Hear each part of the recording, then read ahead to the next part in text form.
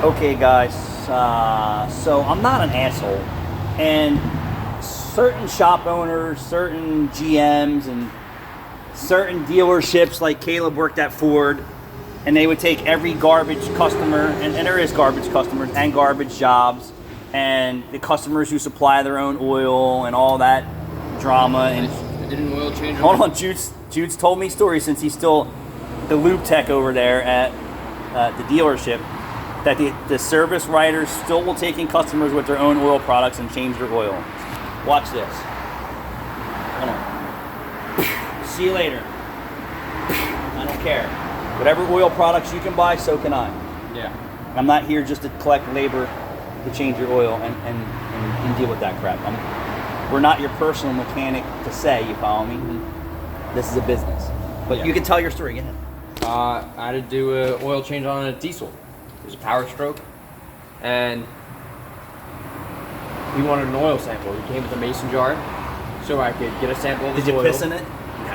Well, because he works at a company where they send out oil to get samples. Oil analysis. That Yeah, sounds, that to get sounds oil tricky. analysis. So we had to fill a mason jar with oil so we could send it out for an oil analysis and give him That's his not filter. part of your job. You know that, right? Yeah, I know. Okay. Keep going. That was it. That was And it? they were like, you put full synthetic in it, right?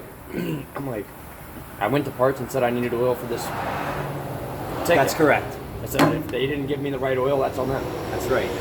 So, where was I going with this? So anyway, I do say no a lot.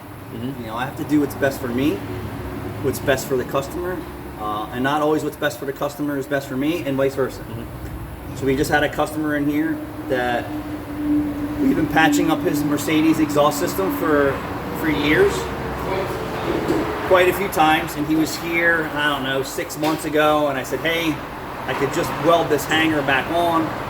This stuff is near the end of its useful life in your 2004 ML, whatever it is, with 120,000 miles, with multiple other issues going on that he's not interested in resolving.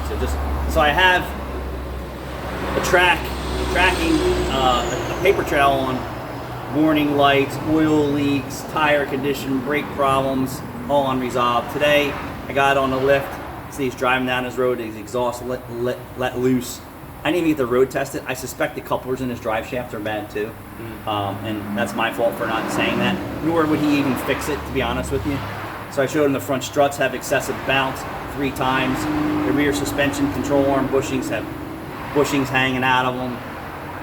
So, and I said, hey, we should, maybe fix this section, or just replace it all. You're at the point to where you're done band-aiding up this job, and here's your options.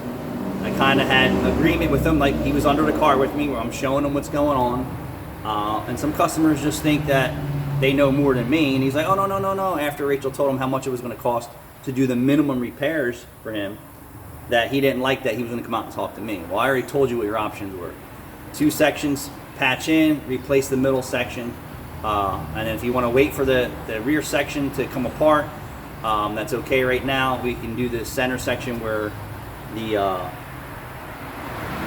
obvious concerns are today. And he was like, no, just patch in that section and I'll just do this. And I was like, your choices are 800 or 600, you decide. I'm not going to just go and try and fix any more on your exhaust system. That ship has set sail.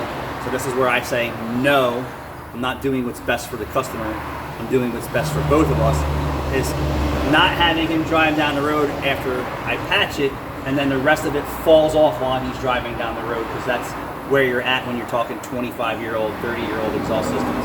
And when the vehicle's not mechanically in good shape. Because a lot of things affect your exhaust system. Most people don't realize that. Motor mounts, drive line, shock struts, on and on and on. So I say no, and that's the way it goes. He's more than welcome to drive to another shop and have them do that, and they will roll the dice and possibly do that. But not every customer is my customer, or your customer. So a lot of shop owners, don't care what it is. They'll rotate ball tires and they'll fix one brake one wheel of a brake job. We're not that shop. We don't do that kind of crap. It's service, quality, and trust. And sometimes when trust is a factor in a lot of things, I have to say no to protect myself and the customer. So, I mean, he can drive around all day long until he finds someone that's going to say yes for him to do that. If they're an experienced guy like me in an exhaust system, and say, well, it's been patched, it's been this. All he has to do is go that way. Yeah. He can drive into Camden or he can drive down the road.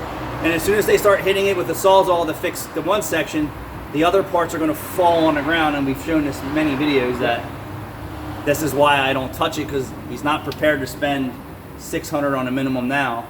And you lock into it an $80 or $100 repair, and then parts are falling off the car on the ground. And he said, well, it wasn't like that until you touched it. That's where you have to communicate to your customer. It's too fragile, it's too crispy, I'm not touching it. You can certainly go anywhere else you want and spend your money, but I'm not going to take your money to do what you want. And that's just the way it is. There's a lot of shop owners out there that want every customer, they want every car, no different than Ford. You bring your own tires, bring your own factory Ford parts, right? I don't think they would install aftermarket parts. I have no idea. He doesn't know that. I would say they probably will only install Ford parts if the customer purchased them from the parts department. They'll install like upgraded aftermarket parts. Right, as long as so it's if somebody has Motorcraft or Ford or something. well, if somebody has a Mustang and they want like an upgraded Yeah, I Mustang, get it, yeah. they'll do stuff like that. Yeah. I'm sure. Right. But if you walk in there with AutoZone brake pads and rotors, I'm sure going to tell you to hit the road. Or if something from eBay, they're going to say hit the road. And for me, if you come into my shop with a muffler, and we're just going to use Flowmaster or MagnaFlow or whatever, I can buy that same shit for you, no different than you bought it. But I'm in business to make a profit, right? Yeah. And I just told a guy the other day, he came in with his muffler in his hand and just a muffler he wanted installed. Absolutely not. Take that shit someplace else and let them do it. I'm not greedy like that. You follow me? And I don't want to start the relationship and the behavior with A new customer. here's my parts, install them please, and then you do that, and then there's a problem, or there's not a problem, or it takes longer, whatever the case may be, and then the next time you see that customer for that relationship again to start, he's got a box full of parts, and he says, hey, can you rebuild my front end? I bought all these parts from, who's the worst front end place out there? And I'm going to tell you, Google it real quick. Just Google cheap front end parts. Detroit axle. So, you know how many times I hear that? I have a complete front end from Detroit axle, and you can buy 40 different parts for under $200. That just tells you how much garbage shit that they just sold you in the box. Inner, outers, links. Right. So Detroit axle is by far has some of the worst products, and they have some good products. So, but I will tell you, I've had a customer in the past who was coming to us, and we did some exhaust work for him a couple times with all my products, and then it turned into, hey, I'm selling this vehicle, or I'm selling this truck. I got bearings and this and that and blah, blah, blah, blah, blah, blah, blah. I'll leave it with you for the day. Charge me your labor charge or whatever it was. And then I was like, okay, all right, no problem. So we did like 1 or 2 vehicles for him. And then he comes back a year later, or it was like, I think it was a little over a year later. And he's like, hey, you know, those ball joints that you installed in my truck. Now he told me this vehicle was for sale. So obviously he was driving it, right? Yeah. So that was a lie, bullshit. Yeah. And then he's like, hey man, the ball joints you put in are bad. I'm like, what's that got to do with me? Yeah. I said, well, you paid me to install your products. I told you from the rip they're garbage, only because I do this every day and I know. And he's like, well, they failed because they weren't greased. I said, They're non-greasable. some of the stuff is non-greasable and some of it is.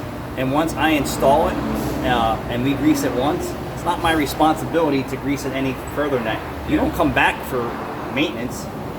I said, we checked the mileage. The car was due for 3 oil changes and maintenance since he's left here. I said, so why the fuck are you pointing your finger at me? Who's changing your oil? He says, well, I changed my own oil. And it's your own fault that you didn't grease your front end. He goes, well, you know, I didn't think I had to.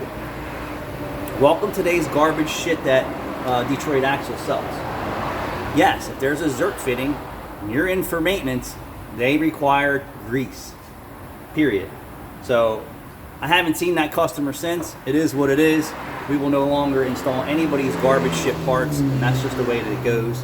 And if someone came to me today and we haven't had work for 3 weeks, I would tell them no, I'm not doing it. I don't care. I'm not building a customer base and relationship off of installing customers' parts.